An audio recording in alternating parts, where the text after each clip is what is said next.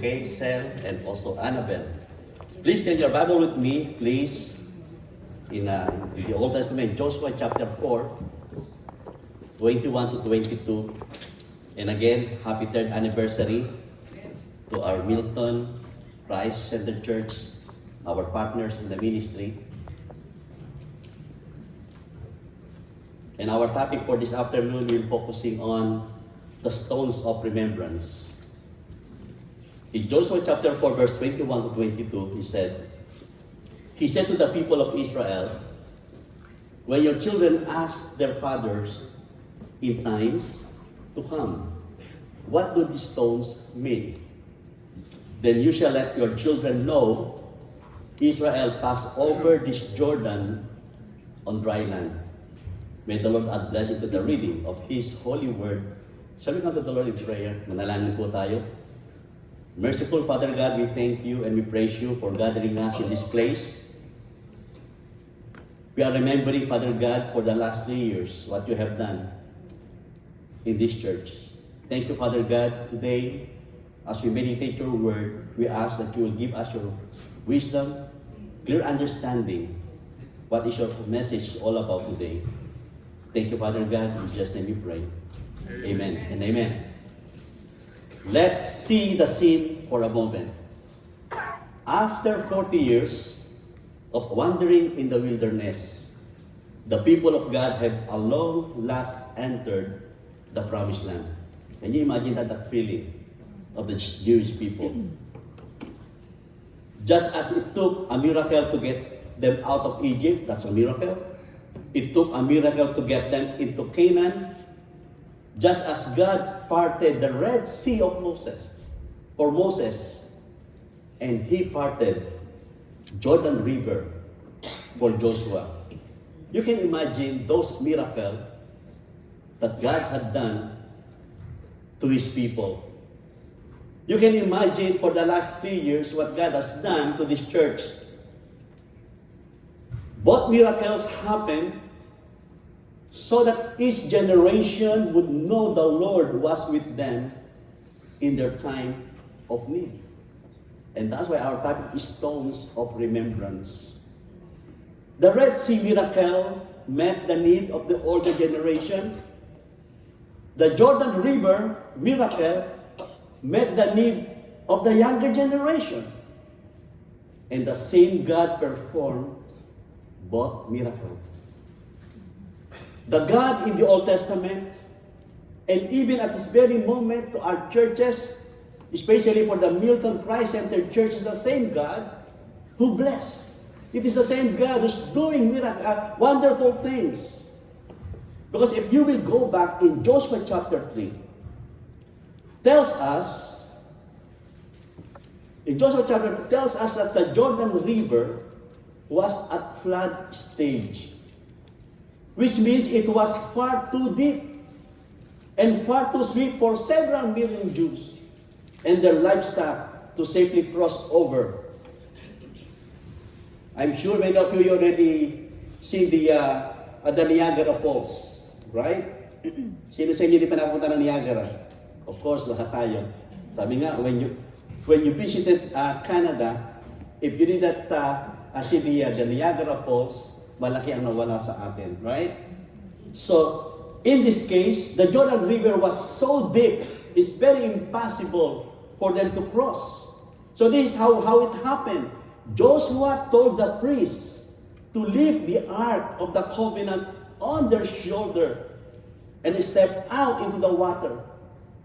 And the moment their feet touched the muddy water, the river stopped flowing and the ground beneath their feet dried up. And the whole nation passed in front of the priest and the ark crossing on the dry ground into the promised land.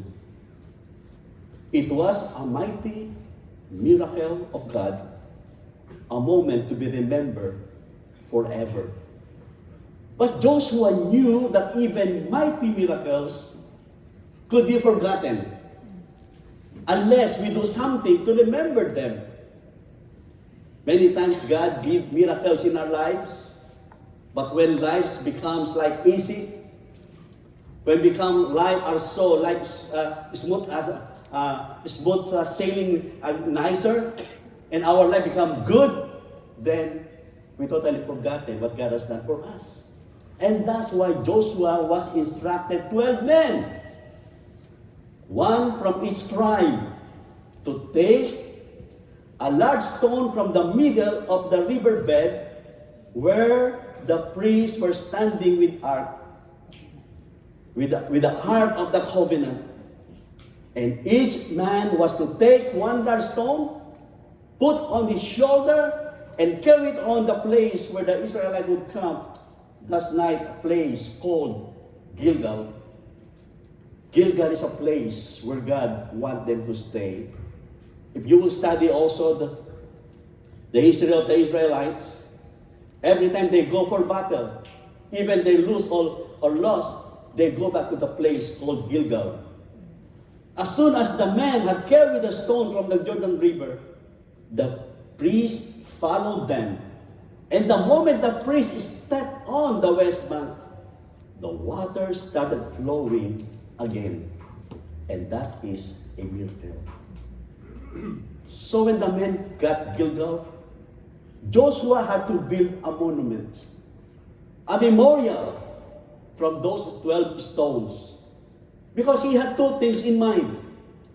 First, it was a teaching tool for future generations.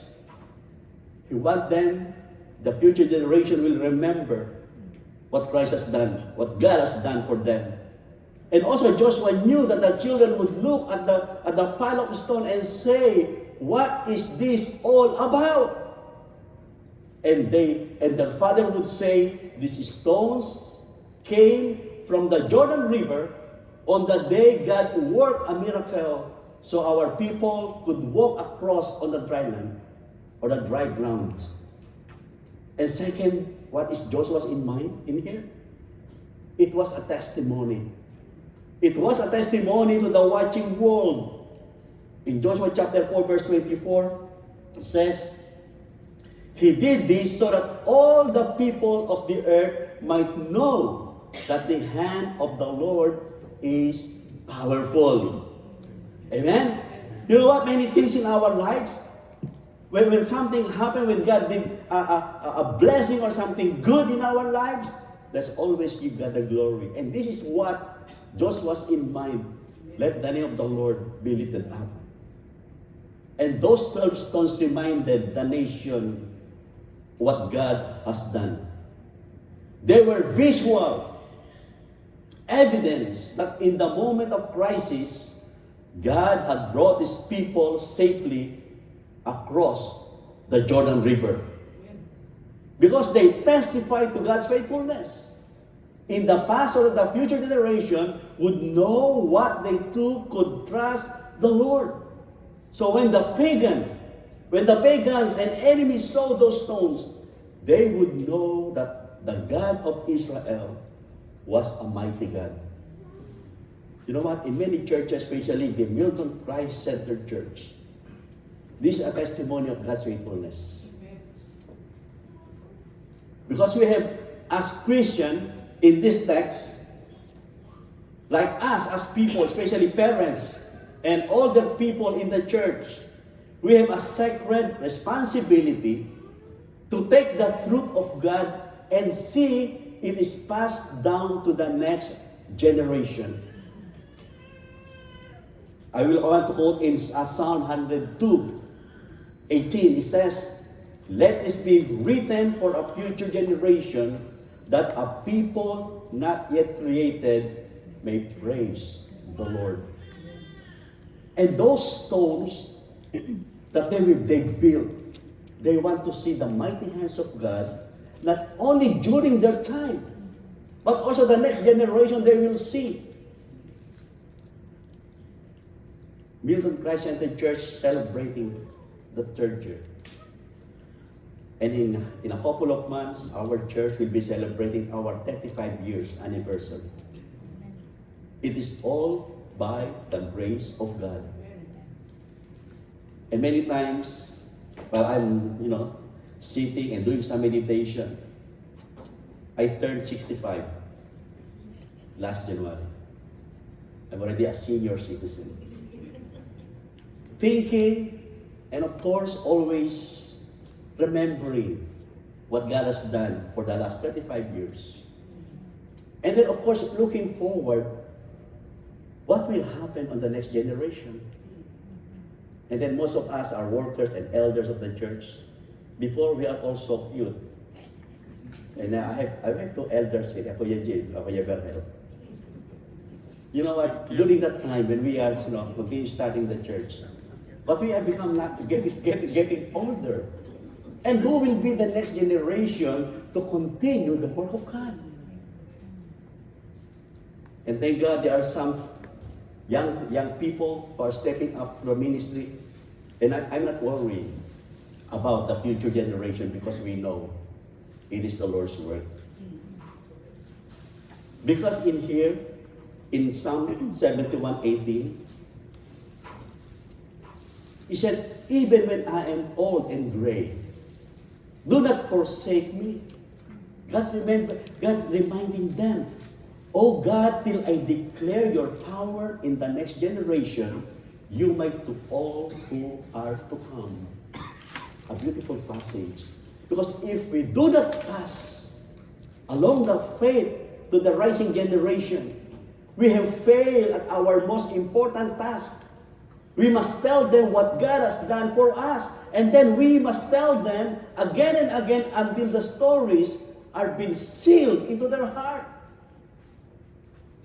It's so important for us to share what God has done, what God is doing in our lives. The same thing here in this church, so the next generation will follow the wonderful things that God has done for you. He says, tell your children how God answered your prayer in times of trouble. Tell them how Jesus rescued you from a life of sin. Tell them how you saw God do amazing things. Tell them the story and tell them again and again. Even generation needs its own stories. And the older generations had the Red Sea, and the younger generation had the Jordan River. Joshua was not concerned about his generation. They had seen the mighty works of God. Though he was past the middle age, he was looking to the future, thinking about the legacy of faith he would pass on to the next generation. And he's so much concerned about the next generation. Going back to our main text, in Joshua chapter 4, it is one of the climactic events in all of biblical history. The Israelites had waited 14 years, as I mentioned earlier, but now the time had come. It is a momentous moment as they stride across the riverbed of the Jordan, opened for them by the miraculous power of God. And behind them, they lived the varying decades of traveling around a barren wilderness. But we thank God, from slavery in Egypt, they survived and experienced the miracle of God. And now a new and welcome chapter opened before them. Before them they lay a lot richer than their dreams, and more fruitful than their hopes, and more beautiful than their imagination. Now it bears by God's steadfast promise. It must have a exciting finally stand in Canaan. Kind of like when you unlock your door to your first home. I'm sure for those who have been in Canada for several years or many years, you know the experience of the feeling that you move out from your old house and enter into a new house. You are so excited about the new house. You envision it and plan for it. Imagine that you will with it, but when you step in the front door of your emotion to be the fulfillment in this event, it will be the fulfillment of an ancient promise to Abraham. Father Abraham must have been overwhelming. from Egypt to the wilderness, and now they entered into the promised land. But God intervened, performing a miracle, the parallel to the miracle of Exodus from Egypt. And God rolled back the water of the Jordan River, just He had done with the Red Sea. God meant what He had said through Moses years before. Here was the signature again in the same way, and assure His people He was good to His word. His promise is always true. God has promised to every believer. God has promised to the Milton Christ-centered church that God will bless you, God will help you in all the way until Christ comes again. I imagine there were songs and shout as God's people worship and exalted in Him. But there was also one important cause of the attention this morning or this afternoon. In chapter 4, verses 1 to 3. Before they crossed, after the Israelites crossed, we have a wonderful saying, thank you, worship them. Thank you so much. Look at here in Joshua chapter 4, verse 1 to 3. And God gave Joshua some very specific instruction recorded here. When all the nations has finished passing over the Jordan, the Lord said to Joshua, take 12 men from the people, from each tribe a man, and command them, saying, take 12 stones from here out of the midst of the Jordan, from the very place where the priest's feet stood firmly, and bring them over with you and lay them down in the place where they lodge tonight. Joshua did exactly what he was done, sending and select 12 men back to the riverbed of Jordan, where they were to bring back the 12 stones that one point were buried, unreachable, covered by a challenge of faith of people, but they were divinely accessible. And the 12 men carried heavy stones. Their shoulder from Jordan floors then filed out together in the promised land that God's command. Like I can see here, the 12 stones is one of them.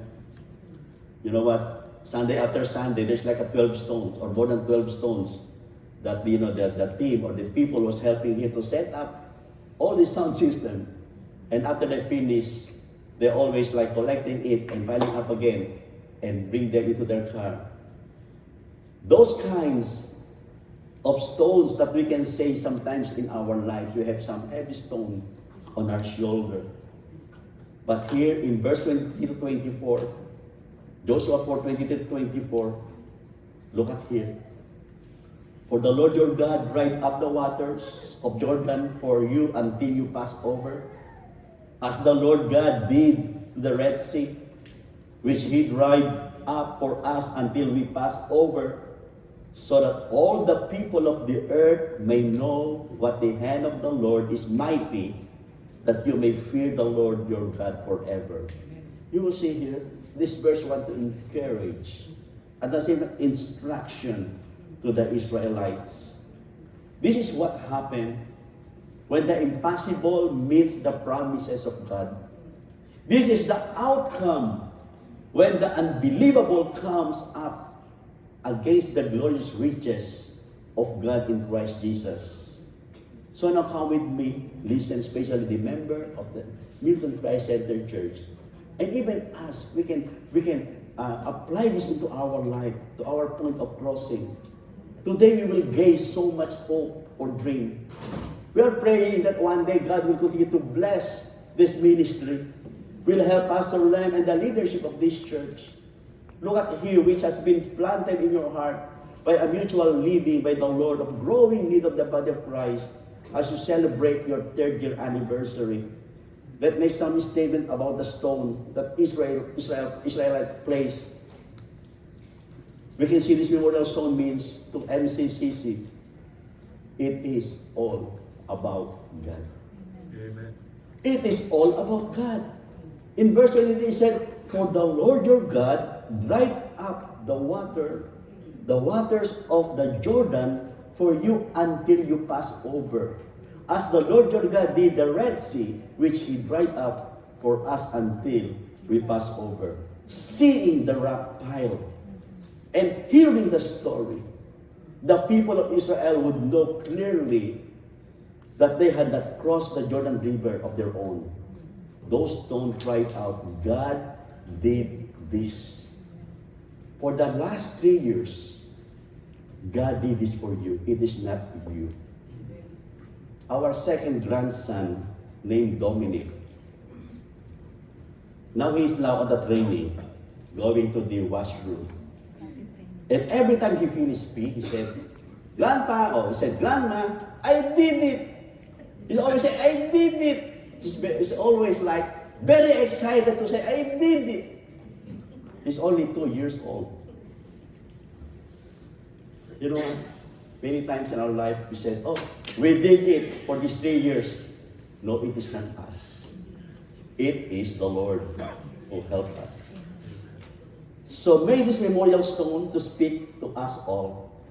Let us, the Lord, it says here in Psalm 27:1, unless the Lord builds the house, its builders labor over it in vain. In all the churches of God, God who built it, and God did it. God did it. Let hallowed act our devotion. Come back to the strength as that's truly in Zechariah chapter 4 verse 6. Not by strength or by might, but my spirit, says the Lord of hosts. It is all about God. Say it. It is all about God. Amen. Secondly, we can see in this passage, you see in verse 24, we have a missionary purpose. God has a purpose to the Jewish people. He said, He did this so that all the people of the earth might know that the hand of the Lord is powerful. We have a missionary purpose. MCCC, established by God, not just like become like a social club, but have a missionary purpose. And thank God, for their number, they have missionaries that they've been supporting regularly, and thank God. This month is our mission month in MFBC, in our church. And thank God for all the encouragement, all the challenges for the last 2 Sundays. And God wants every churches of God to become a mission-minded people that we can support. I remember more than 10 years when Kay and Celia, our dear brother and sister in the Lord, preparing for the mission field, in the mission field in Mindoro. And the Lord continued to mold them, and even until now. And we thank God for their life. We have a missionary purpose. Joshua told Israel that the stone would serve as a reminder that all the people of the earth may know that the Lord's hands is mighty, so that you may always fear the Lord your God. So, let no one be confused. Beloved in the Lord, we have no mission here but the Great Commission. This is the MCCC are not memorial to us, but to Him. We or you exist to know God and make Him known. In our church fellowship, not to make us comfortable or proud, but for God's glory and the gospel's advance. And that's the purpose of our church. Many times we are just focusing just in the 4 corners of our church. We must also look for a wider or farther place. And I always say this, local. As a church, we are also focusing local and also global. That's a global. Reaching out the gospel. And then number 3, the memorial stone means not only it is all about God, we have a missionary purpose, and then number 3, we must change if we want to go with God. We must change. Verse 24, He did this He said he did this so that all the people of the earth might know that the hand of the Lord is powerful, so that you might always fear the Lord your God. Always God be the center of your life. Let God help you and be with you, and let God change your life. I'm sure for the last 3 years, you learned so many things, or good things, and also you also experience some things that you don't want to do it again, and then you want to give God the glory, and you want God a grace and mercy and power as you continue the ministry. And as you evaluate your life in the Lord, because the stones out of the Jordan mark the movement of God's among His people. They testified of the willingness of a people to live what they had known in order to with God, so to face the challenge to their faith, to step into the water, to believe in that they could not see. You know, just stepping up the water and they feet and not get wet. That's a miracle. And that's faith in the Lord. Hear me.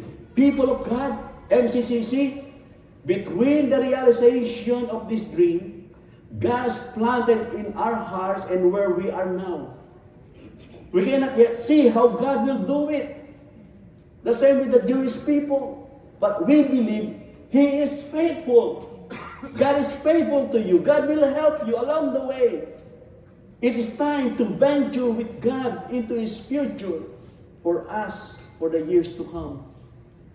Our prayer that the Lord will continue to help you to reach out for more souls here in Milton and other places. And our final reflection in this message, as we listen to these memorial stones, this memorial stone in the days ahead and hearing this message. Yes, we are celebrating this 3rd year of church anniversary. This is, remember this, as we celebrate today, the stone of remembrance, this is all about God and His glory. Amen. It is about the missionary purpose for which we exist. Always remember the mission of the church. Here in our community and also in other places, it is about the challenge to change so that God can manifest His glory more fully through us. Try to search our heart. Is there something that God wants me to change? And Lord, help me. Those memorial stones, remembrance, help the Israelites to continue their journey. And even until now, we as Christians, let us continue to remember this stone that God has done for us. Lastly, all the blessings, all God's answered prayers, all of these things that God has done for you, let all this become our stepping stone to become more faithful to God. Let this blessing, all this, what God has done for you, or these miracles, make this as your stepping stones, not be a hindrance. And let's continue to serve God. Amen. Lord and merciful God, thank you for this message in the Old Testament. It reminded us, oh Lord, this memorial stone. And even right now, in our personal life, we have memorial stones that we can remember and look back what you have done for us. And also this church, thank you, Father God, for the last 3 years that you have been faithful to them, providing for them, protecting them, oh Lord. Father God, continue to bless this ministry. In all these things, Lord, we pray in Jesus' name. Amen and amen.